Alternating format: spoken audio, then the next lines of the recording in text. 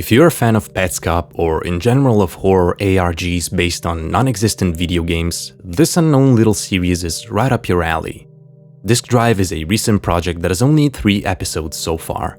In it, we follow a young man named Josh as he explores, documents, and tries to make sense of the last video game made by his late father. As he goes forward, he discovers increasingly harrowing details about his dad's life, and this gets very sad very quick, but not without a strong tinge of mystery. So join me as I try to piece together the narrative behind Disk Drive. Before we begin though, I ask you kindly to go and subscribe to the original creator's channel and give him some support if you enjoy this. The last upload is from 4 months ago, and I bet that some encouragement to keep going would be appreciated. It's honestly shaping up to be a very solid series. Also, if you want to support me, you could check out my Patreon. Every bit of help makes a lot of difference, believe me. With that out of the way, let's begin our deep dive. We begin with the game's menu, and a few details are immediately noticeable. First, the background music is incredibly grating. But more importantly, from the game's title itself to the different options on this screen, like disk_drive_start.log or application.exit with empty brackets, we can assume that it's in an unfinished state. The other important detail is that we can hear our protagonist, so similarly to Petscop, this will be a playthrough type of deal. The game loads and we start on a narrow road between rows of apartment buildings. The sky is just a bluish fog, and as you can see, the graphical fidelity is not amazing. There's only one direction to go. We come to a larger courtyard-type area which contains only a table with 3 chairs, one of which is knocked over and further away, and a sign. The protagonist checks out some of the building's corners, and it's obvious that they're kinda thrown together with not much care for structural integrity. He then walks over to the table and chairs and sighs deeply, looking at the farthest one. Interacting with the sign, with the loudest sound prompt ever, he starts getting some text. Each part is indicated with a letter from A to I. They seem to pop up in a random order, but if we put them together the right way, they give us this. It was like a dream. This disgusting hatred you feel never actually leaves. Little by little, that self-worth you once had starts to turn into this monstrous entity you never wanted to know. At first it'll appear small and minuscule, you don't know it yet, but it'll pile up. Once it's grown, you'll see it in a new light, shoot it in the head and forget about it. That was a big mistake, you thought. It's all my fault, you claim. Don't make things about you, make it about them. These feelings are never for you to see in life, but you're seeing them now. It'll never be the same, and I'm sorry. I'm selfish and I'm sorry. You look through the lens and see the world differently. You were always good at that. Our protagonist, once again, seems affected by this as he starts sighing once more. But then he's interrupted by a phone call. Hey. Yeah, I'm doing that right now. I know, it's... Well, so far it's not a lot. Yeah, no, I get it. No, I have to. Because it's... I know. Alright, I love you. Alright, bye-bye. Wait, are you going to get... We don't hear the other person, but from his replies we understand that they're probably asking about the game. Maybe telling him that he doesn't have to go through with this. To which he says that he does. We can also assume it's either the protagonist's partner or a close family member like his mom, seeing as he tells them, "I love you." But the video gets cut out as he's asking them if they're gonna get something. We get back to the game. As our character turns around, he sees a floating disc in the middle of the courtyard and picks it up. He doesn't know where to take it at first, seeing how limited the area is, but then he figures out that he can clip through one of the building's corners. Out of bounds, he finds a giant DVD player. He puts the disc in. It's a voice recording from his late father. Hey, JJ. I figured you'd probably want an explanation for what this whole thing is. And the short answer is just, who are you? wanted something that represented me. I've had regrets my whole life. Felt like from the very start there was nothing really left for me. But you were never one of my regrets. There was a time I felt trapped in a dark, dank room. There's no discernible way out. Days had turned to weeks, turned to years, and you come along. You showed up with a flashlight in hand, so to speak. Fuck, man. You, JJ. So, if you're wondering why I'm really doing this, it's because I've never felt like I amounted to anything substantial. And some small thought thinks that maybe, just maybe you could change that. I don't know. And I couldn't say it before, so let me say it now. I love you. I love you so dearly, JJ. I truly do. There's more here, if you can find it. So please don't give up. I believe in you, son. I mean that. That was pretty heavy. From Josh's sobbing, we can figure out that it's taking a real toll on him. The video ends with him going back the way he came from. This time there is a door at the end of the alley, but as he tries to interact with it, the game crashes. Outside of the personal stuff, what's important in his father's message is the explanation for what this game is. It seems like a sort of personal project or memoir that he wanted Josh to discover and document after he's gone. This is also implied in the description of the video, which contains what I'm guessing is a letter or message from his dad. Here it is. Hey Josh, it's Dad. I know this might surprise you, and I'm sorry things worked out the way they did. Please don't blame yourself for anything. That's never ever what I want from you. And if things get tough, don't hesitate to lean on someone. Life will be rough on you, and people will beat you down until there's nothing left. But you need to stand strong and be that strong little man I've always known you to be. Your birth was the first time in my life I felt like a calling or purpose, you could call it. You are special. Never ever forget that, my boy. Record everything you uncover, for my sake at least. Love, Dad. So it's quite similar to the message inside of the game, and here he explicitly says that he wants Josh to record everything. From the wording, we can also infer that his dad probably took his own life, or at least knew of his death, if that's what the first line implies. Of course, the natural question here, besides what actually went down, is why does he want Josh specifically to go through this instead of doing it himself? What was he trying to achieve? Let's keep going, we're just at the tip of the iceberg here. The second episode starts with the game menu once more, and we hear Josh saying that he'll try to talk more this time, but that this is really hard on him. He also adds that he wants to hear his father's voice again. The game loads and we're back in the alley from the first upload. Josh says that he doesn't want to go back to the courtyard, but somebody told him to try and no-clip where the door appeared last time before crashing. He manages to do so and goes out of bounds, then falls from the map. He cuts because apparently he fell for 20 minutes, but then finally lands in a new area. It's a crude mountainous place with 3 pillars in the middle and something floating on the upper one. And a small house which is covered in a brain texture, if my eyes don't lie. Josh starts climbing the pillars and says that he knows he's not speaking much, but it feels like everything is happening all at once. At the top, he picks up the floating object, a bottle of pills. Specifically, yeah, I'm not reading that. Somebody in the comments pointed out that these are ADHD medication, which would also explain why the prompt "press E to focus" appeared on the screen. Josh repeats that he's not a great commentator and that it's especially hard when it feels like a lot of things are happening at the same time. He tries to enter the house, but it doesn't let him, so he presses E and the character takes his meds. Nothing seems to change, but he's now able to get in. He's now trapped in a dark brick corridor and another disc, like in the first part, is floating in front of him. Probably another message from Dad. As he treads on, he comes across a black, vaguely human shape with what looks like a white tie. When he interacts, it says,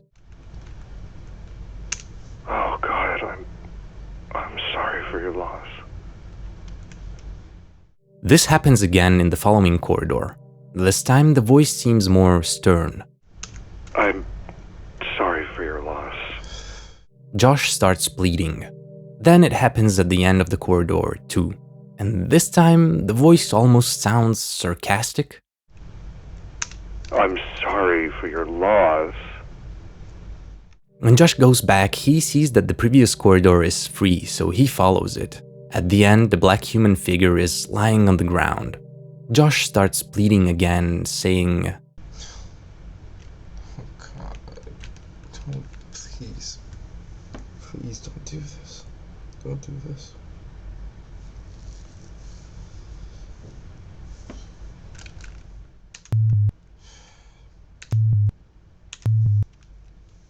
When he tries to interact, he just gets a sound cue. Josh keeps exploring and then stops to say this. There's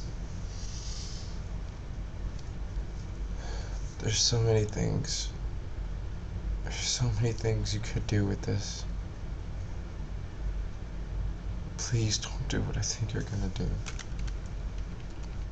He then finds another human figure, and this one says, I'm sorry for your loss.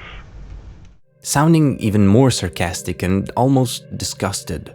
Josh starts sobbing at this point. The last figure repeats the same phrase again. He finally reaches another DVD player and starts crying and pleading before inserting the disc.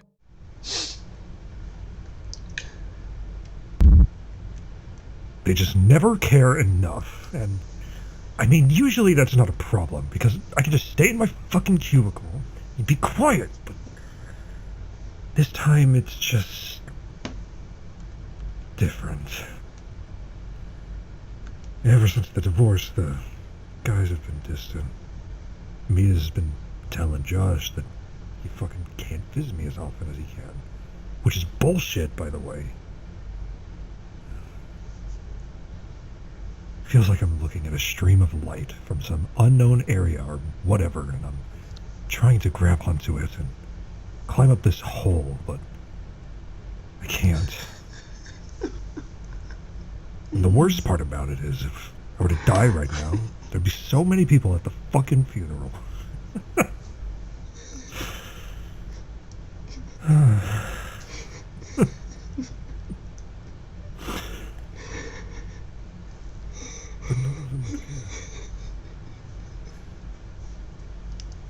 Not a single fucking person would care. Except Josh. But even then, my hope isn't too far gone. So this time it's even heavier than before. His dad sounds angry here and seems to be venting. We find out that he and Josh's mom, Mia, have gotten a divorce, and that apparently she's not letting him see his son as often as before. It's pretty obvious that Josh's dad is heavily depressed, and his son seems to be the only thing he loves in his life at this point. But obviously, the change of tone in this last phrase is peculiar. What does he mean when he says, "too far gone"? At the end, Josh adds that he felt angry when his father died because he felt like it was his fault. He finishes by saying that he needs a break. So yeah, once again, pretty painful stuff. The description of the video reads, "My dad kept a lot of things from me, mostly his feelings. From what I could understand, my granddad wasn't as nice as he is now. Well, he's kind of dead now, but regardless. Anyways, I figured that my dad would want this kind of thing sort of archived here. So here's his weird NeoCities website. I think it was originally a GeoCities but got moved over or whatever. This one took a lot out of me, so I might be gone for a bit." Now, this NeoCities website is a whole rabbit hole in itself, with lots of hidden messages and pages that add some very needed context to piece together the story. It's also pretty graphic when it comes to descriptions of depression and suicidal thoughts and family trauma, so this is your warning. When we click the link, we're taken to this abomination. At first glance, everything seems pretty upbeat. "Welcome to my portfolio for all your gaming needs. This website serves as both a way to explore my works and commission them. I pride myself on trying my best to work hard in order to get things done. I'm self-taught in coding, design, modeling, and as you can tell, web work. I hope you find the things you need. I'll be waiting. We also get his operational hours and his phone, which is now disconnected. But we also get an email. When we click on it, the name that appears is not his father's, which we can see at the bottom of the page is Michael Anthony Johnson. The email instead says Mia Juana Perez, 1988. We heard before that Josh's mom is named Mia, so this might be her, which obviously begs the question, why?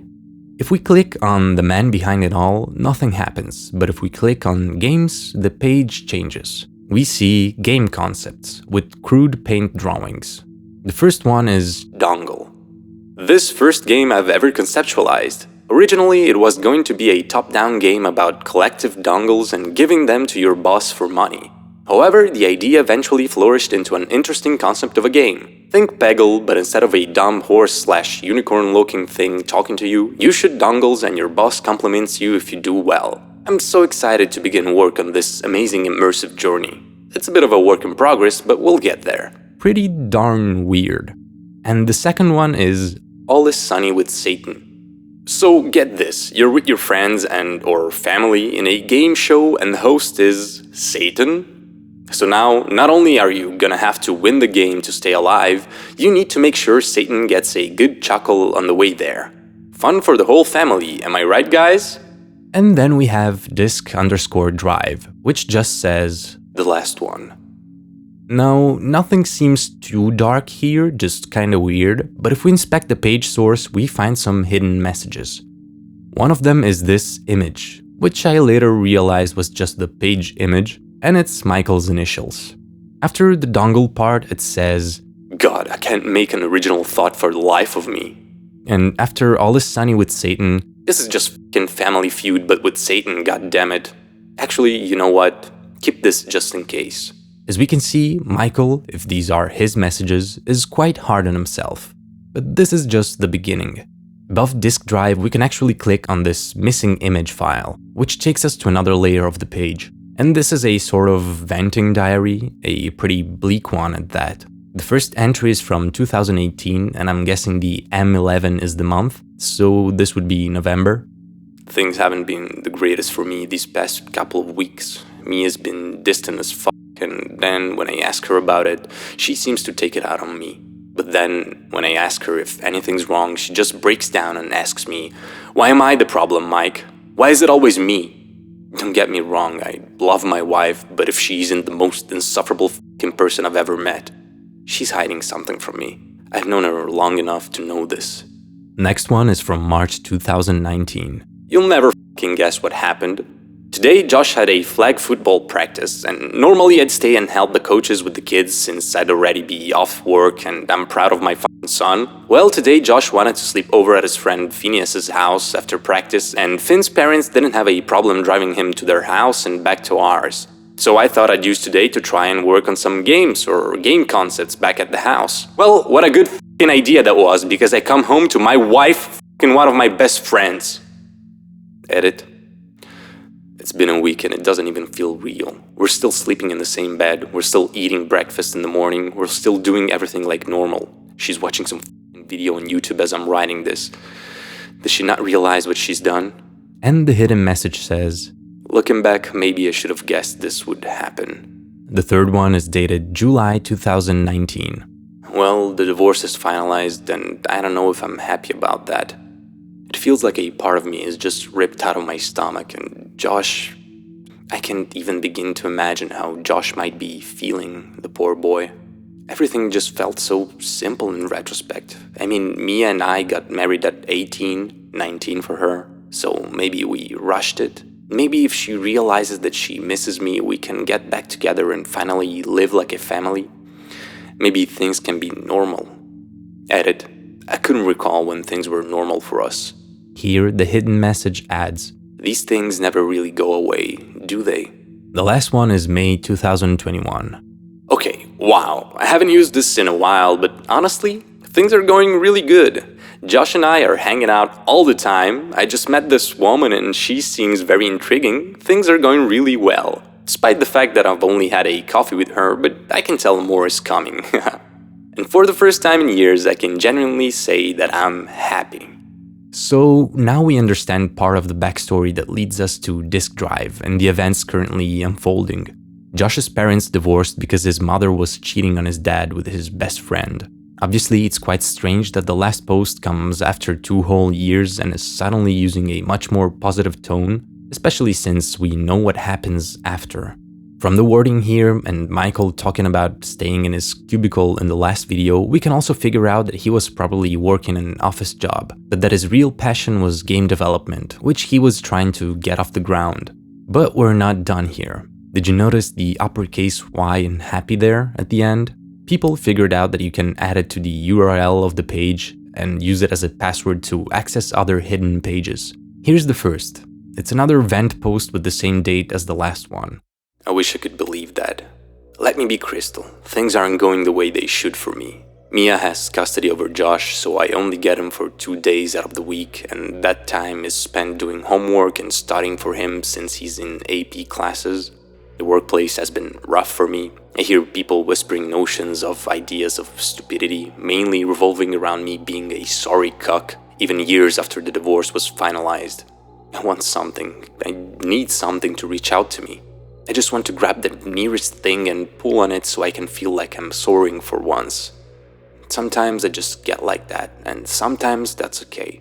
But god fucking damn it if I can't take this shit anymore. It's every fucking day and it never fucking stops. When will my stomach stop churning the same fucking tune? When will I be able to feel happy for fuck's sake? They'll only care when I die, and I don't want to give them what they want, but god, it fucking hurts. I just need some time alone. So that last positive note was simply a red herring. There's also another hidden message in the source. Do you ever realize that we never really understand how much pain one person could be in until it's too late? I do. Here again, time alone is another password, and it leads to a page titled Little Bitch Obituary. This website acts as a memorial for Michael Anthony Johnson. Mikey was too much of a little bitch to live his life fully. He should have pulled himself out of the womb. Maybe then he could have contributed something to society. From June 15, 1989 to who cares? If you'd like to pay your respects towards Michael, don't. He doesn't deserve anything. Keep yourself safe. That's just rough. As you can see, the picture is missing. One thing this page confirms is that the email from before was his wife's, because it said 1988, and on this page we can see that Michael was born in June of 1989, and he stated before that Mia is 1 year older than him. In the source we get another message. I wasn't in a good place. To be fair, I don't think I ever can be. Now, here the password is the capitalized initials of keep yourself safe, so KYS. Thanks, Mike. It leads to another page with text. Sometimes I imagine that I'm living a different life, and when the thoughts come to me, I go into the bathroom and pick fragments of my skin, little by little, so I can feel. It's not always sunny, you know. Sometimes when it rains, it burns like acid, and I can't figure out why though. Must be something wrong with me. Let me tell you a funny story real quick. See, there were these 2 guys in a lunatic asylum, and one night they decide they don't like living in an asylum anymore. They decide they're going to escape. So they get up on the roof, and there, just across the narrow gap, they see the rooftops of the town, stretching away in moonlight, stretching away to freedom. Now, the first guy, he jumps right across with no problem, but his friend doesn't make the leap. You see, he's afraid of falling, so then the first guy has an idea. He says, "Hey, I have my flashlight with me. I will shine it across the gap between the buildings, and you can walk across the beam and join me." But the second guy just shakes his head. He says, "What do you think I am, crazy? You would turn it off when I was halfway across." At the very bottom of the page, he adds, "I want to walk across now." So, aside from being depressed, Michael is obviously going through a more serious mental breakdown at this point. The next page is accessed by adding 11375 into the URL this time, which is in reference to the months of the Vent Diary entries. This time we're taken to the About Me section of the original website, probably the one that should have opened by clicking The Man Behind It All. We see a picture of Michael and get a blurb about his childhood. Michael Anthony Johnson grew up in Nashville, Tennessee. When he was in middle school, this was when he first discovered the intense world of computer science. He did everything in his power to make sure he could study every single aspect of this machine in hopes that one day he'd be able to make machines thousands of times more powerful. Then a blurb about his ambitions. Fast forward to now. This website and everything in it serves as a way to both get to know the developer and commission requests. I'm always working on myself to make sure that whatever I put out is pure greatness. I want to create an environment that is safe and welcoming for all who wish to interact with me. I understand that it can be a bit jarring and maybe there isn't exactly much to show, but I promise if I'm given a proper chance, I can do some amazing things. All I need is a proper chance. And finally, one about his death. Comedy comes in threes, done it always? Maybe the third time's a charm. You f***ing idiot! I can see why this page was inaccessible at the start. Finally, someone somehow figured out that the last password to add into the URL is The Killing Joke, a reference to the Batman comic. And it brings us to a page named I Don't Feel, which contains the last vent entry.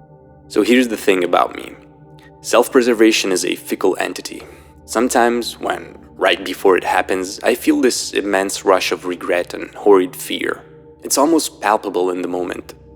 It's almost like when you're at the beach and you want to go into the water, so you start walking towards it, but that feeling of dread that approaches is taking you over. You're afraid of the wave making you fall over, but since you're already walking in, there's no going back. So you keep walking forward, and the waves get bigger, and you're terrified, but eventually you're already underwater and it's been done. You were scared in the moment, but now you're being saved by a lifeguard, and some part of you thinks you'll get a second chance. Fast forward, you're sitting on the beach instead. You sit down on a lawn chair because maybe this could be a bit more relaxing. Eventually it's gonna feel a bit too relaxing. I can't fucking move. And at first it's not as bad, I'm just sitting down and thinking, I guess. But eventually I see this boat inching so close to me and I'm terrified of the repercussions. But I can't move. It's barreling towards me and I can't fucking move. Can anybody help me? Oh God, please. This settles down as I come to understand the lifeguard has once again given me a second chance to live. I don't know if I'll use it correctly. Maybe I'm using this object called a chance incorrectly. Is it like a gun? Do I shoot it somewhere? Or is it a hammer that I need to drive into a nail with all the viscera inside? They tell me it's a key to a facility. But that sounds like a game thing, and apparently I'm not good at making those, so I'll just throw it away or something like that. Maybe third time's a charm, right? From this message, we can assume that Michael is talking about suicide. It seems that he's attempted it twice, but was saved both times. Now he has another chance to live, and he's been told that it's a key to a facility. This might imply some sort of mental institution, perhaps. The last phrase could be referring to his third chance at life being the right one, but from the previous wording, it might be referring to a third attempt. And for how harrowing all of this is, the thing that breaks my heart the most is honestly him writing dismissively that he's not good at making games. From the simple fact that from what we've read, this seemed like one of the last things he was passionate about. Maybe one of his anchors aside from his son, maybe even a bridge he was building between them. And at this point, he is so downtrodden that he cannot even believe in that. I find it all pretty horrifying and, worst of all, kind of relatable. Now that we're done with the website, let's get back to the series with the last episode, which raises more questions than it answers, honestly. The description this time only reads, "Just trying to figure this shit out." The third upload starts in the courtyard from the first video, with Josh looking at the knocked over chair while the character holds a disc again. This time he manages to go through the door that appears at the end of the alleyway. The game might have crashed the first time around because he had used the disc instead of having it on him. The loading text is replaced with this, which I'm mostly pretty confused about, but at least that middle part could be connected to his vent posts. Maybe the house is the broken home he cannot go back to, and the beach could be tied to his metaphor about depression and attempting suicide. While the thing on the left with the number sign could indicate attempt number 3 and its method, this would also give a dark meaning to the knocked over chair that we saw before. The other symbols though, I have no clue. The game loads in a new environment, all dark except a greenish hue coming from the ceiling. And it's also the first area that has a soundtrack.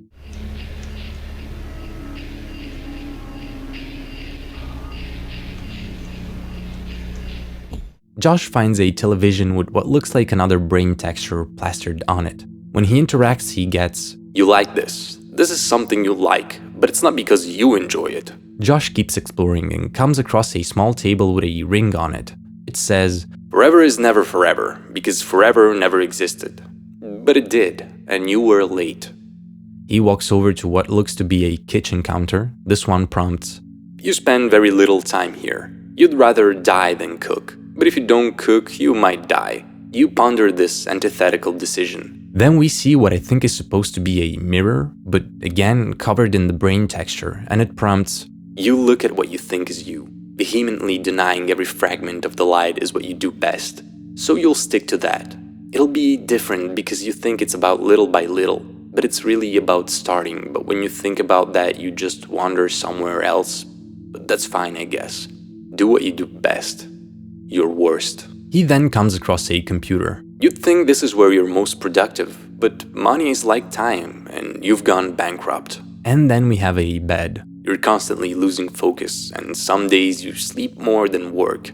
And to your knowledge, that is undeniably abhorrent. You gave him albums for his birthday. His enjoyment was all you needed. But how much can you give before you can't give anymore? And at this point, we can hear Josh sighing again. This is obviously all getting too real for him. He finally comes across what might be a window or a picture in which we can see the mountainous area with the brain house from part 2. As the music stops, it prompts, "A house is almost metaphysical to you.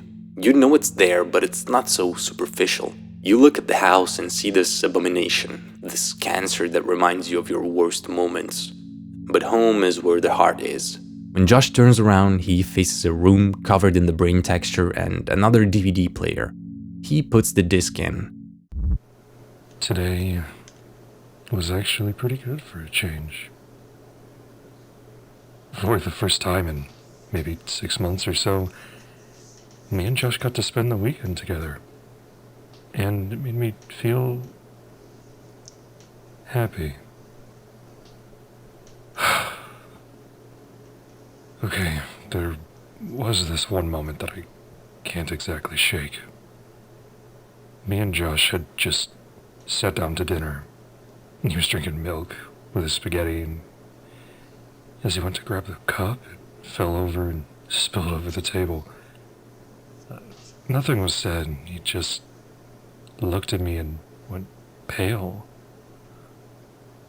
I admit I wasn't mad, but I told him to just be careful next time, and when I got back, he just was sobbing. His hands were trembling too. I put my hand on his back and he flinched, like, badly. I asked him what was wrong, and he said something along the lines of pressure from coaches and school being difficult, and he just kept bottling it up. I told him that he could always rely on me and his mother for help, and he just looked at me with these wide eyes, and it terrified me a bit. Terrified me a lot, actually. He kept apologizing for the rest of the day, and I kept telling him there's no need to. I texted Josh about it before his mother could take his phone. All I could get out from him was, "And I'll be okay." I'm worried that I might believe it. First of all, who the hell drinks milk with spaghetti? But besides that, Josh's reaction to this small incident can obviously imply some form of abuse, but we can't be sure by whom. Could it be his mother? And maybe that's why she doesn't want Michael to see him and why she took away his phone? Or could it be Michael himself and his problems go even deeper than we thought? We saw that Michael could have some outbursts, but they never really seemed violent, and he always seemed to love his son. But there's also that comment in the second video's description about Josh's granddad not always being as nice as he is now. Could all of this be implying a cycle of abuse in the family? As the character turns around, Josh adds, I feel like I don't even know you anymore. The video closes with him walking through that first empty alley, but this time, at the end, we see what looks like a giant heart beating. Home is where the heart is, right? So this last part seems pretty clearly a tour of Michael's house with more of his depressive thoughts tied to everything. Him wasting time in front of the TV, his failed marriage, him being unproductive and sleeping too much, etc. At first, seeing the brain texture everywhere, I thought that this could have been the house from episode 2, but then we see it through that window/picture. And besides that, when Josh manages to enter it in that upload, it was just filled with people saying sorry for your loss in increasingly sarcastic tones. So perhaps that's his old house, where Josh and Mia are staying. And everybody's saying their sorry is directed at them. It's all the fake people and Michael's cheating friends and such. People who are saying they're sorry but don't really mean it. But I'm not sure of what the texture signifies. Perhaps, and I guess this is the most literal and banal interpretation of it, it's just all the things occupying his mind. Maybe all the things he's constantly overthinking. It could also be just another hint at his deep-seated psychological problems. But here's something that I think even the people on Discord haven't discussed yet. I've kept a couple of hidden messages from you up to this point. One is the first in the games page. Originally on GeoCities, but it died. A lol, ported here instead. The second comments on the dongle game, where Michael is describing throwing dongles at the boss. Really on the nose with this one, Mike, aren't you? So, who ported the site from GeoCities to NeoCities? Who is keeping it maintained and running? Who updated Michael's number to say it's no longer in service? I'm guessing it's the same person leaving these hidden comments. And what is the only contact available on the site? It's Mia's email, Josh's mom. It all starts to fall into place. I think that all of the hidden comments, the obituary page and the death blurb insulting Mike and the About Me page are all from Mia. Unless, of course, Michael had like a double personality or something. This would also explain why Michael is leaving the game for Josh and wants him to document everything. If we assume that all of the aforementioned messages are from Mia, it becomes pretty clear that she's very unstable. And perhaps it is she that drove Michael to the edge. Josh documenting all of this would be a way for him to find out what happened and let other people find out, shining a light on his mother's actions and showing her for what she really is, an abuser. Unless that's what the creator wants us to believe. You see, while I was trying to figure this out, I thought that the mom theory made sense, but then why would she leave clues that lead to other layers in the source of the page? I don't really see a valid reason for that, honestly, unless she's totally cuckoo and wants to be found. Maybe it is Michael, after all, and this is his way of getting revenge on his wife. He leaves all of these clues and attaches her email to the site, expecting Josh to find them. Maybe it was all orchestrated to make Josh hate his mother. It's not like he doesn't have a motive for this after being cheated on. Or, who knows, this might even be his cheating best friend's doing. I honestly have no more theories or clues. I'll leave it up to you now. All in all, Disk Drive is shaping up to be a really interesting project with some very harrowing moments. In general, I love this subgenre of non-existent games used to tell a story, and I find the breadcrumb ARG type of clues very engaging. I guess that my only complaint so far would be that I wish the creator would do more with the game, you know? It's been a bit bare bones for now, which makes sense in universe, of course, but I don't know, I'd love to see more strange spaces and imagery. But maybe that's coming in future entries. Also, for how much I love this type of clue hunts, at the end of this I kinda felt like they took a bit away from the emotional punch of the story. Maybe it's just because I kinda broke my own immersion while searching for them. But still, these are pretty minor complaints. Overall, I think that this is great and I can't wait for more. Thank you to the original creator of the series and his Discord. Again, I remind you to subscribe to him if you like this. Thank you also to my patrons. And also thank you to Nightmind, because I found this project on his website's index page. So yeah, there's a lot of interesting stuff in there, expect more. And thank all of you for watching. Goodbye and see you, Space DVDs.